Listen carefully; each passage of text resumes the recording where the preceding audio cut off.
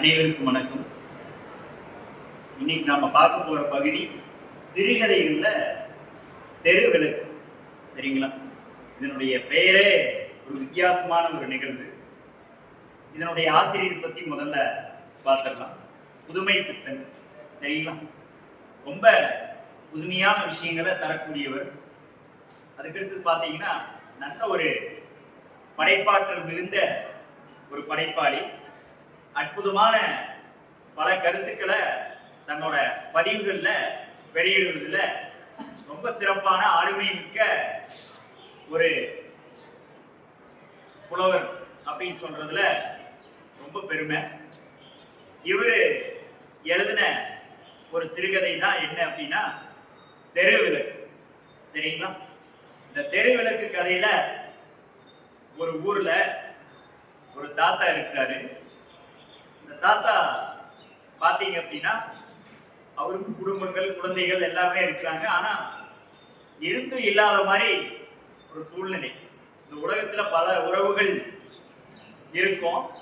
ஒரு சில உறவுகள் மட்டும்தான் கடைசி வரைக்கும் கூட வரக்கூடிய ஒரு நிலையை பார்க்கும். ஆனா இந்த சிறுகதையில ஒரு தாத்தாவுக்கும் ஒரு வயதான கிழவன் அப்படின்னு சொல்லி இந்த சிறுகதையில அவரை குறிப்பிட்டிருக்காங்க. அப்புறம் அங்க ஒரு தெரு விளக்கு இருக்கு. சரிங்களா? இந்த தாத்தாவுக்கு எப்படி இந்த கிழவருக்கு எப்படி வயசாச்சோ அதே மாதிரி அந்த தெரு விளக்குக்கும் வயசாயிடுச்சு. பாத்தீங்க அப்படின்னா தாத்தாவுக்கு வயசாயிடுச்சு அப்படிங்கிறது எல்லாத்துக்கும் புரியும். வயது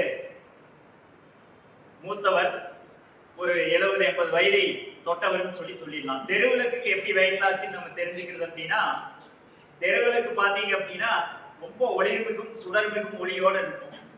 ஆனா அந்த விளக்கு பழசாயிடுச்சுன்னு நம்மளுக்கு எப்படி தெரியும் அப்படின்னா, அதுல படிந்திருக்கக்கூடிய அந்த விளக்கு ரொம்ப நேரம் எரிஞ்சுட்டே இருந்துச்சு அப்படின்னா ரொம்ப அதனுடைய மையப்பகுதி, மேல் பகுதி, கீழ்ப்பகுதி எல்லா பகுதியுமே சூடாயிடும். அப்படி சூடாகும் போது அதுல பல பூச்சிகள், பல பறக்கக்கூடிய ஒரு சில பூச்சிகள் எல்லாமே வந்து ஒட்டும். அப்படி ஒட்டி ஒட்டி என்ன ஆகும் அப்படின்னா அந்த சூட்டுக்கு அந்த இதிலேயே தன்னுடைய உயிரை மாய்த்திடும். அது ரொம்ப காலம் ஆச்சு அப்படின்னா வெயில் மழை எல்லாத்தையுமே கடந்து அந்த தெருவிளக்குல ஒரு மஞ்சள் நிறமான ஒரு பகுதி என்ன இருக்கும் அப்படின்னா வட்டமிட்டு, அந்த மஞ்சள் நிற பகுதியை தாண்டி தான் அந்த வெளிச்சமானது அந்த நிலத்திலோ அந்த சுற்றி இருக்கக்கூடிய இடங்களிலோ பிரதிபலிக்கும். அப்பேற்பட்ட அந்த இடத்துல ரொம்ப காலமாக அந்த தெருவிளக்கு இருக்குது. அன்றைய காலத்துல தெருவிளக்குன்னா எப்படி இருக்கும் அப்படின்னா ஒரு இரும்பு பைப் இருக்கும். அதுல கொஞ்சம் நீளமா ஒரு பகுதியை பெண்ட் பண்ணி விட்டுருப்பாங்க. அதுல ஒரு பல்ப் இருக்கும், அதுக்கு மேல கவர் இருக்கும். ஆகவே அந்த பல்ப் சூடாச்சு அப்படின்னா அந்த கவரும் மேல அதனுடைய மேல் பகுதியும் சூடாகும்.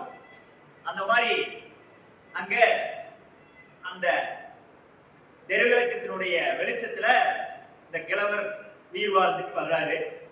அவருக்கு என்னதான் வேலை அப்படின்னா தினந்தோறும் ஒவ்வொரு இடமா போய் யாசகம் வாங்குவார். யாசகம் வாங்கி அங்க பிழைப்பு நடத்திட்டு வர்றாரு. கண் ஒரு அளவுதான் தெரியும், கைத்தறி கையில வச்சிருப்பாரு. இந்த தெரு விளக்கு தான் இவருக்கு ஒரு எல்லாமாவே இருந்திருக்கு. பாத்தீங்க அப்படின்னா அந்த விளக்குல தான் உட்காருவாரு. உட்கார்ந்துட்டு சிந்தனை பண்ணுவாரு. பல இடங்கள்ல யாசகம் பெற்ற காசை வச்சு உணவுப் பொருள் வாங்கிட்டு வருவாரு. பொட்டலங்களை அவித்து அந்த வெளிச்சத்துல சாப்பிடுவாரு. அந்த வெளிச்சத்திலேயே தான் தூங்குவாரு. ஆகவே தாயானை தவமுது தந்தையானை அப்படின்னு சொல்லுவாங்க. அந்த மாதிரி எல்லாமுமா தாயாவும் தந்தையாவும் எல்லாமுமா இருந்தது அந்த கிழவருக்கு இந்த தெருவிளக்கு தான். அப்பேற்பட்ட தெருவிளக்கு ஒரு நாள் என்ன ஆயிடும் அப்படின்னா அணைஞ்சு போயிடும். இங்க சிறுவர்கள் விளையாடிட்டு இருப்பாங்க. அந்த சிறுவர்கள் விளையாடக்கூடிய பந்து அங்க மேல தெருவிளக்குல பட்டு தெருவிளக்கு பல்பு என்ன ஆயிரும் அப்படின்னா பீஸ் போயிடும். ஆகவே பீஸ் போன பல்பு உரிய தெருவிளக்கு இங்க எதுக்குன்னு சொல்லி அந்த தெருவிளக்க மாத்திடுவாங்க. அப்போ அங்க தெருவிளக்கை எடுத்துடுவாங்க. 2-3 நாள் அங்க விளக்கே இல்லாம இருக்கும். ஆகவே அந்த வெளிச்சத்தில் உயிர் வாழ்ந்துட்டு இருந்த அந்த கிழவர் உயிரானது இந்த உலகத்திலிருந்து நீங்கிவிடும். ஆகவே ஒரு தெருவிளக்கை மையமாக கொண்ட ஒரு கதை தான். அதுக்கடுத்து மறுபடியும் இங்க புது விதமான ஒரு தெருவிளக்கு மாற்றாங்க. அந்த தாத்தா இறந்த பின்னாடி, அந்த கிழவர் இறந்த பின்னாடி அங்க குழந்தைகள் எல்லாம் விளையாடிட்டு இருக்காங்க. இங்க சொல்லக்கூடிய கருத்து என்ன அப்படின்னா, அங்க விளையாண்டுகிட்டு இருக்கிற குழந்தைகளுக்கும் நாளைக்கு வயசாகும். இளமை காலம் அப்படிங்கிறது ஒரு குறுகிய காலம் தான். அதே மாதிரி அங்க மாற்றப்பட்டிருக்கக்கூடிய தெருவிளக்கும் ஒரு நாள் மஞ்சள் நிறம் படியும். அப்படின்னு என்ன அப்படின்னா, அந்த தெருவிளக்குக்கும் வயசாகும் அப்படிங்கிறத மையப்படுத்தி ரொம்ப அழகா புதுமை பித்தன் இதுல ஒரு சிறுகதையா நம்மளுக்கு படைச்சிருக்காரு. ரொம்ப சால சிறந்த அற்புதமான ஒரு சிறுகதை.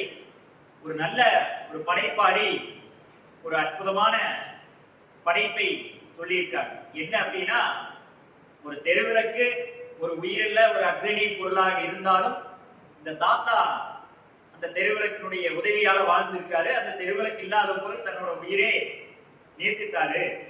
அவரோட வாழ்க்கையே என்ன ஆயிடுச்சு போயிடுச்சு அப்படிங்கிற ஒரு செய்தியை ரொம்ப அழகா புதுமை பித்தன் இதுல படம் பிடித்து காமிச்சிருக்காரு. இதுதான் செய்தி. நன்றி, வணக்கம்.